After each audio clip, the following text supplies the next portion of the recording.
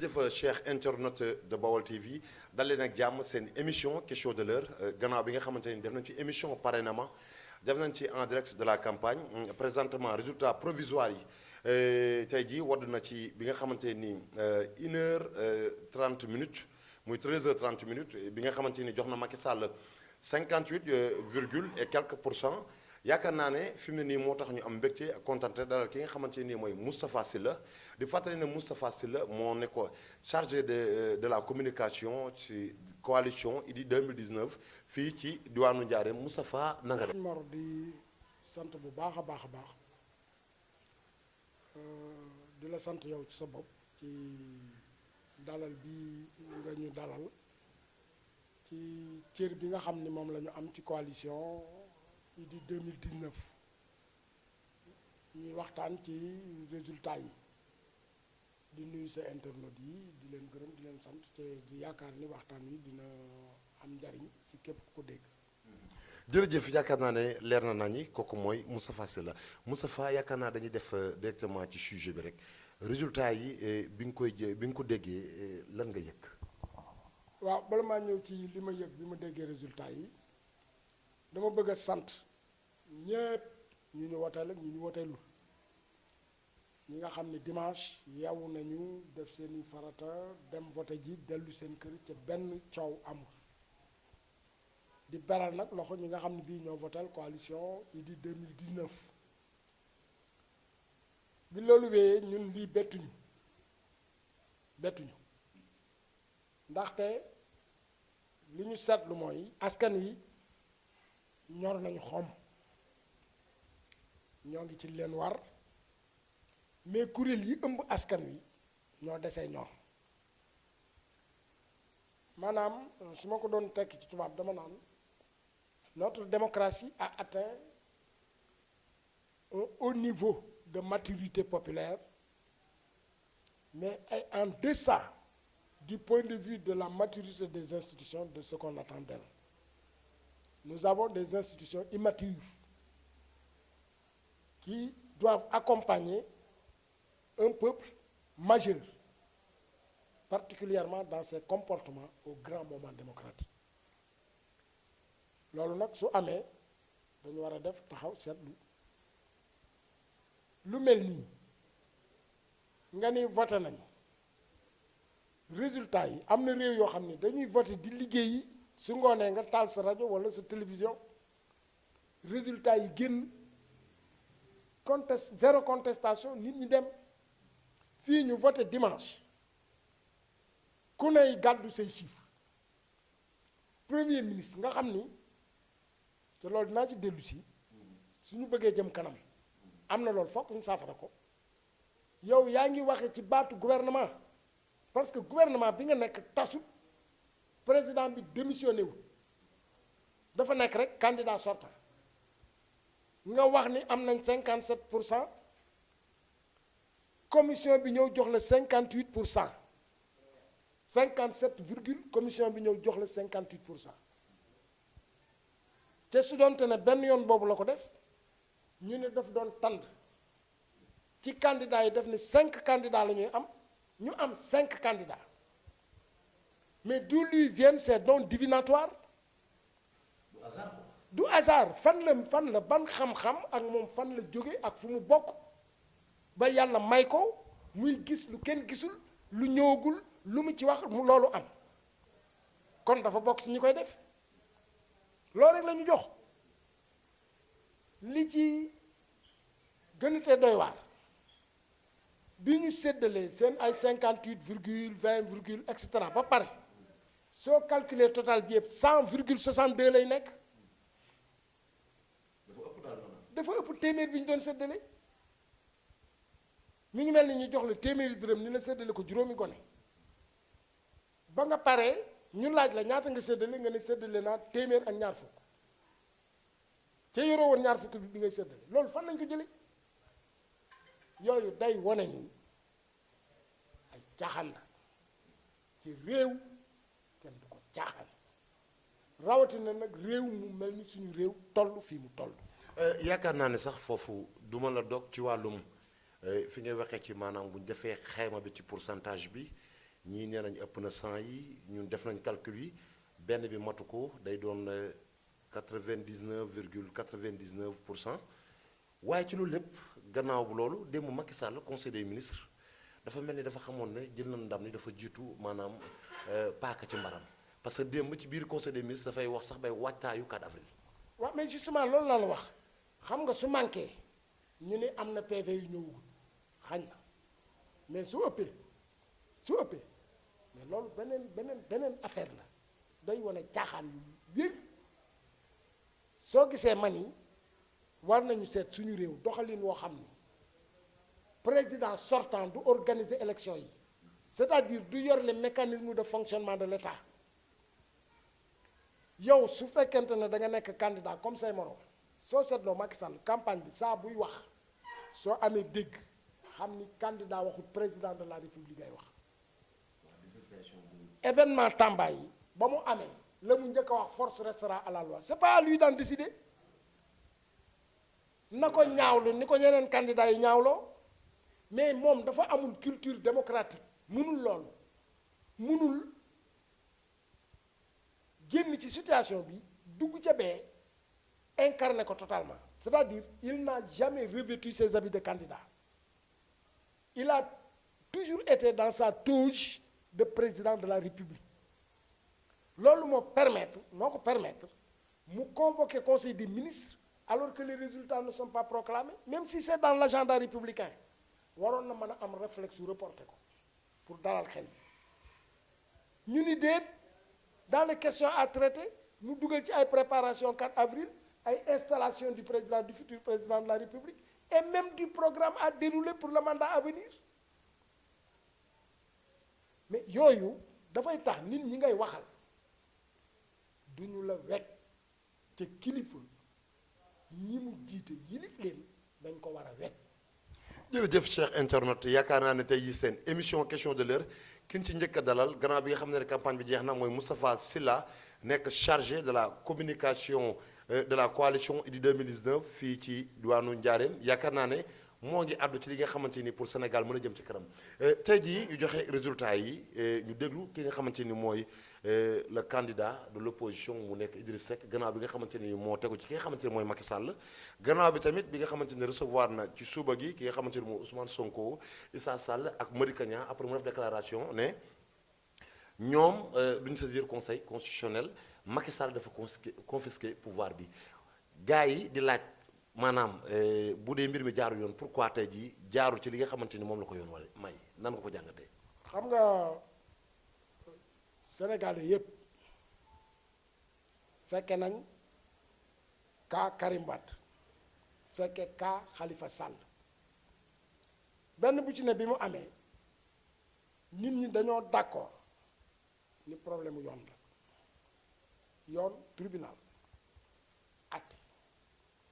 nit ñi topp loolu ñu leen di ñàkkal fayda di leen doyadil ba élection yi jot la ñu bëggoon ñoom ñaar kenn ki ne candidat loolu am nit nag su fekkente ne da ngeen di jàmmaarloo dafa am lu mu la war a jàngal ci comportement am ñun xam nañ ni pouvoir bii nekk en place gëmuñu seeni institution leurs propres institutions gëmuñu ko kon naka la ñu bëggee ñi opposition bi gëm institution yi dama la jox benn exemple rek boo xam ne amul benn farfarloo CEDEAO dañ ni affaire Khalifa Sall àtte bi awul yoon depuis audition ba donc recommandation bi mooy ñu seetaat ko ñu ne bala puy de loolu wax caaxaan la ñoom moom suñu réew yore suñu àtte di àtte nañ ko mu jaar yoon mu jaarul yoon neewuñu sax ñu bàyyi ko dañ ni nañ ko fay amende nit ñi ni d'accord bien que loolu ñépp xam nañ ni du wax ju mën a taxaw ndax loo nangoo fay yow su le policier bi arrêté verbaliser la pour excès de vitesse mais soo d'accordee fay amende bi c'est parce que da nga reconnaître les faits ni da nga def excès de vitesse ñu dellu CEDEAO candidature Khalifa Sall introduire requête recours auprès de la cour ñu ni ko c'est pas une affaire urgente pour réunir la cour dinañ ci délibérer le 20 Khalifa ni le 20 du fekk ma jekki-jekku même suñu nee candidat la bokk mais ñoom ñu tàccu ni la CEDEAO a dit le droit quand c'est contre leurs intérêts c'est pas le droit quand c'est pour leurs intérêts c'est le droit et ils veulent que les gens le suivent dans cette voie. kon loolu doy na waar fi mu ne nii la coalition Idrissa Seck bi nga xamante ni moo nekk njaareem lan lañ fas yéene def. déglu Idi wax na li mu wax man dama ci ànd ndax mbir su ne kër da nga naan tekk woon la yoon nit ñi dañoo sonn ci wàcc ci tali bi di jàmmarloog alkaati yi am na yeneen façon faj yi yoo xam ni suñ ko bëggee faj ba dootuñu gis lu niroog moom foofu la ñuy jaar loolu nag dañ koy togg ci xel du jaageenu rek wàcc ci tali bi tërërërërër alkaati yi dàq la nga daw dugg fee commerçant yi ni su boful ñii mënatuñoo liggéey mbedd mi lacrymogène gaz yi loolu xeexin la mais am na yeneen façon xeex xañ na ñi nga xam ne bii ñoo nekkoon candidat mbir mi dal ci seen kaw naqari leen fu naqar man di yem coono bi ci élection ku ko xamoon milaas sa bopp milaas sa njaboot dëkk bu ne nga yendu fa soo fa yenduwut fanaan fa def ko ñaar fukki fan ak benn pare ñu ni la naxee mbàyyi ca teguñu ko fenn dudu ci seen teyu bakkan fi mu ne nii démocratie réew mi bi fi Macky Sall accédé gars yi doo wax naan liberté d'expression maanaam dañ ko wàññi bu baax nit ñi amatuñ sax léegi yëg-yëg wax ak fi mu ne nii élection bi nga xamante ne nii yaakaar naa ne bu ñëwee 58% bu doon loo xamante ne nii lu fës lu leer la yaakaar naa ne est-ce que coow li yëpp kon dana ko jar est-ce que démocratie bi tey jii duñ ko remettre en cause. mais justement xam nga problème bi mooy su fekkonte ne Macky Sall candidat wër na ndombo ñetti yoon Idrissa Seck parce que soo nee 58 virgule ni 20 virgule à peu près mën nga ni 60 20 3 fois mais du am nattable xam nga perception dafa am importance ci réalité amul Sénégalais booy laaj ni bu dundee élection yi mu ne la Macky Sall war naa ëpp doole ñetti yoon Macky kii Idrissa Seck loolu su feeñoon ci vote bi nit ñi duñu gam-gamle ay deuxième tour su Idrissa Seck di wax ay second tour ak ñoom Sonko nit ñi dañu leen naan waaye yéen ñàkk ngeen fayda dem leen ngeen liggéey waa ji daan na leen mais nit ñi su seen xel demee ci jëlloo ak gam-gamloo ak war nañoo sumbaat c'est parce que li élection bi wone ci terrain bi te ñoom ñoo la ko gën a xam daanaka tembo lay jur rawante am na may bari ci biir li nga xamante ne tamit sax mooy scrutin bi maanaam jour vote bi ñu nemmeeku ci à travers des réseaux sociaux déglu ko ci ay médias ñu naan voteloo nañ ay xale voteloo nañ ay yenn centre yoo xam ne ni c'est fictif yéen tamit ñu def benn jàngat ne opposition bi yenn saa dañuy manqué mandataire ba ci biir commune Ndiarème du ñu amee mandataire yi est-ce que tamit yéen tey lu ji njaag du yéen ay njaag tamit. très bien xam nga da nga may ma recadrer waat un peu sama mbokk yi. gis nga politique léegi ñu bari dañ koo def yoon ñal la woo xam ni da ngay egg ci koom-koom yi c'est-à-dire un détour pour une promotion sociale gis nga ñun bi ñuy politique formation lañ doon sàkku suñ ko amee di ci yee askan wi yaakaaruñ ci pal yaakaaruñ ci ndombo tànk il faut nit ñi delloo si loolu yee askan wi su boobaa suñu bëggee jël sa doom ju am fukki at ak ñaar wala ñett ba ko bind ci fichier électoral bi jox ko carte ni ko votel yow mi waajur yi yaa ko njëkk a tere suñu la bëggee jox 2500 ak grand bu xartum pour jël 5 ans de ta vie 5 ans de ta vie soo guddee fan téeméeri at 1/20 de ta vie soo digg doomoo 1/10 de ta vie foye ko pasaree ko ci jox la 2500 ak benn grand bu xartum fóot furi soo amee niveau de conscience suñ la ko santee nga bañ dama ciy profité di wax ni ñi naan la société le pays n'appartient pas aux politiciens dañuy reproduire ay lieux communs c'est une absence d'intelligence dans l'élévation de la conscience populaire. Le pays appartient à son élite, à son avant-garde qui a en charge cette mission politique. am na jamono ma profité ci di seedeel ñi nga xam ne da bokkoon nañ ci nekkatuñ fi ku mel ni Max Mader Samb communiste, Naar Diop professeur maths physique et chimie communiste, Naar Sen Brando acteur de cinéma enseignant de sa profession communiste, Alla Kane communiste. dañoo tayle woon seen lépp ngir yee nit ñi ñoo ñuy wax di wax fii ay société civile ak ay Masamba pititi patata su ñooñu sacrifié wutoon seen vie élever démocratie bi ak niveau conscience populaire ba mu egsi fii il n'aurait pas droit à la parole. fii parti unique fi amoon benn journal benn rajo ku wax lu safaanoo ak li buur wax ñu jàppale tëj ci kaso bi booba kenn neewul le pays n'appartient pas aux politiques. léegi bi langue gi yaa lu ne waaye wax lañ koy wax ma bëgg nag nit ñi dellu si ci loolu pour lii nga wax mu ay rëq-rëq yu ñu seetlu ci élection yi dakk ba faw man duma wéer ngànnaay duma teg sama dex maa ngi ci bañ ni nañ ko denc fii sama devoir du caageenu falu man bugguma falu damaa am métier di ci tedd mu doy ma sama mission mooy ànd ak sénégalais li leeru ñu leeralal leen ko ba su ëllëgee ñu mën a xàmmee seen njariñ xàmmee ay nax la Cheikh Anta doon wax fer ay nax nit ñi en partie ci li nga wax photo opposition la parce que encadrement population yi ñu waroon def defuñu ko beneen bi teewaay bi ñu waroon a teew ci bureau de vote teewuñu ko beneen bi ñoom ci seen wàllu bopp ni ñuy politiquer moo baaxul parce que dañoo defee ni politique bala ngay crédible sa mbubb day rafet nga yor oto am xaalis boo joxe. ci wàllu woowu yaakaar naa la ñuy teg tuuti sunu loxo muy wàllum formation politique bi nga wax effectivement bu njëkk bu daan jàng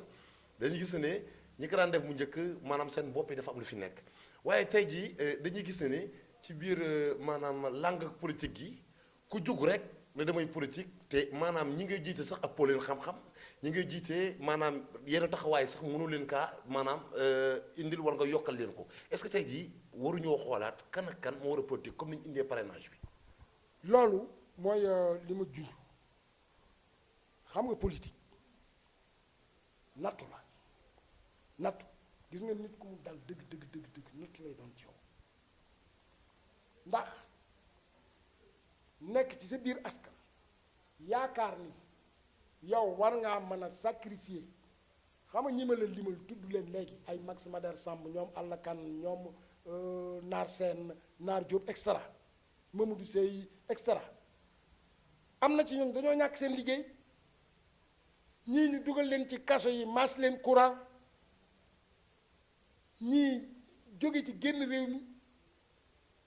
mais ni ñu ko doon def bëgg seen askan yeewu ba nax yi fer parce que booba tubaab yi ñoo ngi jël ay nit teg ko ci bopp réew mi ànd ak ñoom di ñu nax dafa mel ni loolu moo bëgg a dellu si ci réew mi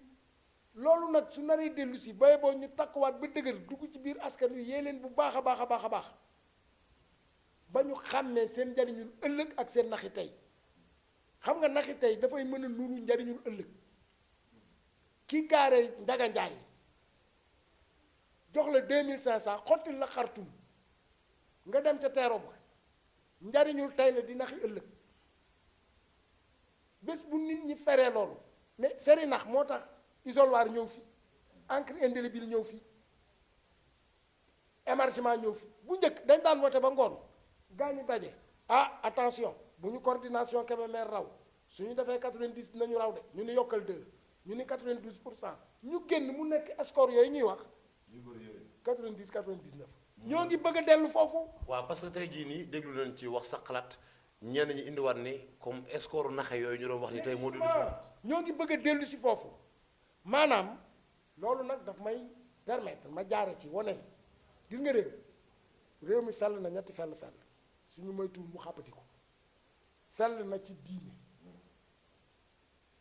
fellu diine bi mooy tarixa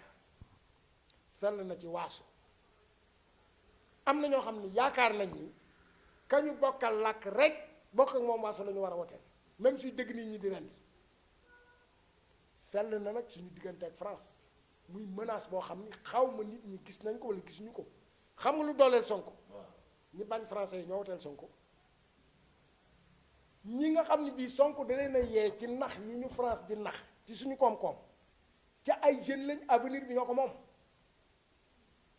ñetti fell yooyu suñu ci bàyyiwul xel ba mu xàppatiku réew mi mën na fee jaare tabbi ci gute goo xam ne gii ëllëg ak si biir réccu rek lay jur.